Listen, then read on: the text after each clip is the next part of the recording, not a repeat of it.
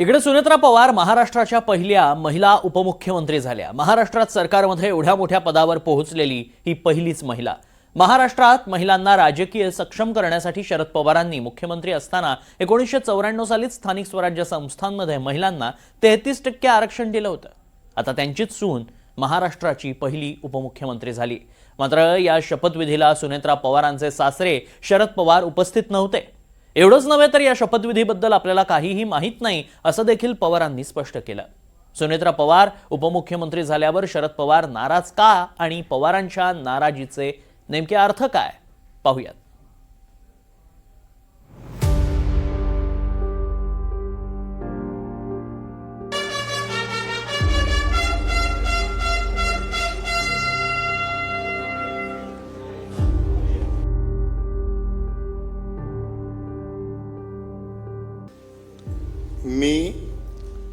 मी सुनेत्रा अजित पवार गांभीर्यपूर्वक प्रतिज्ञा करते की कायद्याद्वारे स्थापित झाले आहे अशा भारताच्या संविधानाबद्दल मी खरी श्रद्धा व निष्ठा बाळगीन। मी भारताची सार्वभौमता व एकात्मता उन्नत राखीन। मी महाराष्ट्र राज्याची उपमुख्यमंत्री म्हणून माझी कामे निष्ठापूर्वक व सद्विवेक बुद्धीने पार पाडीन। सुनेत्रा पवारांनी उपमुख्यमंत्री पदाची शपथ घेतली।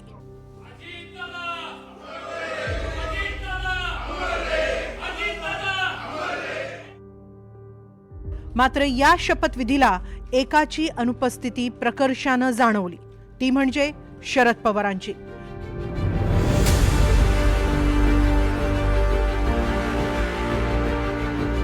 वरवर पाहायला गेलं तर अजित पवारांचा पक्ष वेगळा आणि शरद पवारांचा पक्ष वेगळा, पण पवार कुटुंबाचे प्रमुख म्हणून, राष्ट्रवादी ज्यांनी स्थापन केली तो नेता म्हणून आणि सुनेत्रा पवारांचे सासरे म्हणून शरद पवार या शपथविधीला उपस्थित राहावेत असं अनेकांना वाटत होतं। मात्र आपण या सगळ्यावर नाराज आहोत। पहिला प्रश्न होता, सुनेत्रा पवारांचा शपथविधी मुंबईत होणार आहे, त्यासाठी बैठका सुरू झाल्या। पवारांचं उत्तर होतं, ती चर्चा मी टीव्हीवर पाहतोय।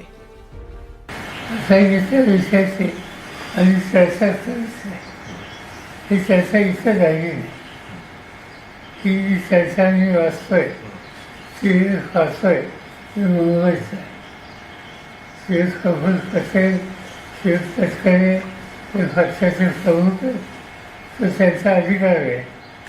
त्यांना त्याच्यामध्ये प्राधान्याने काय करावं हे त्यांनी ठरवलेले दिसतंय।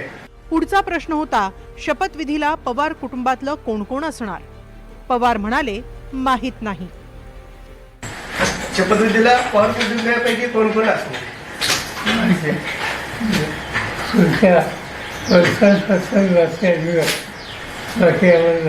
पवारांना सुनेत्रा पवारांच्या शपथविधीबद्दल विचारण्यात आलेला तिसरा प्रश्न, शपथविधीबाबत चर्चा झाली का?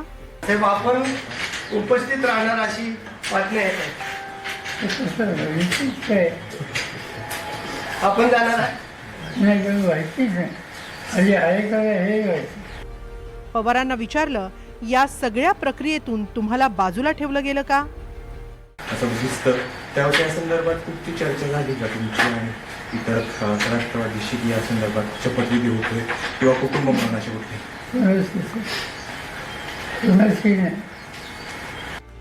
सुनेत्रा पवारांच्या शपथविधीबद्दल काहीही माहीत नसल्याचं शरद पवारांनी सांगितलं। शरद पवारांच्या या सगळ्या उत्तरांचा अर्थ काय होतो?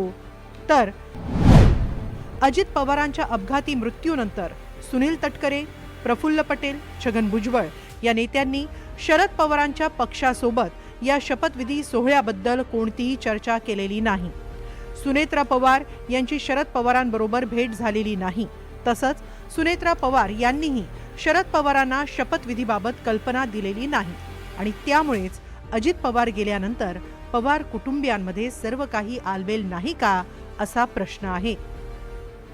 सुनेत्रा पवारांच्या शपथविधीबद्दल शरद पवारांना कल्पना नव्हती याबद्दल संजय राऊत म्हणतायत, शरद पवार बोलतायत ते योग्य आहे। असं आहे की ते बरोबर बोलतात। तो एक स्वतंत्र गट आहे। अजित पवारांचा पक्ष हा स्वतंत्र गट आहे। त्याच्यामुळे शरद पवार साहेब बोलतात ते योग्य, कोणालाच माहीत नाही त्याविषयी ना. ते फक्त त्यांच्या पक्षांतर्गतला विषय हा निर्णय आहे. कारण अजित पवारांच्या निधनानंतर त्यांचे पक्षाचे राष्ट्रीय नेते जी नावं घेतली, तटकरे, पटेल, भुजबळ वगैरे, हे सगळे राष्ट्रीय नेते हे मंत्रालयात किंवा वर्षा बंगल्यावरती येऊन त्यांनी चर्चा केली फडणवीसांची, असं आम्ही वाचलं किंवा ऐकलं. त्याच्यामुळे हा त्यांचाच विषय आहे आणि त्यांनीच निर्णय घेतला असेल. तटकरे आणि पटेल हे तर लोक कसे व्यावसायिक लोक आहेत. यांना या खुर्ची आपल्या संरक्षणासाठी आणि आपल्या स्वार्थासाठी आवश्यक असतात.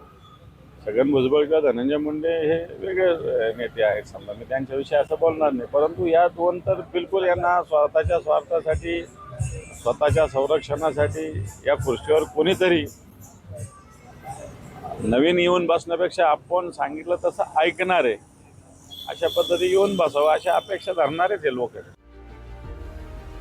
शरद पवारांनी गेल्या 24 तासात 2 मेसेज दिले. अजित पवारांच्या निधनानंतर शरद पवार बारामतीत नीरा नदीची पाहणी करायला गेले. बारामतीचा कारभारी कोण हे शरद पवारांनी दाखवून दिलं. तर आता सुनेत्रा पवारांच्या शपथविधीबद्दल आपल्याला काही माहिती नाही हे सातत्यानं सांगत हे जे काही चाललंय त्याबद्दल शरद पवारांनी नाराजीही व्यक्त केली आहे.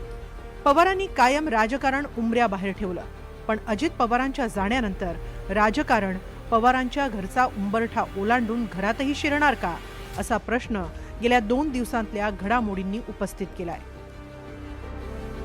Bureau report, NDTV Marathi, Mumbai.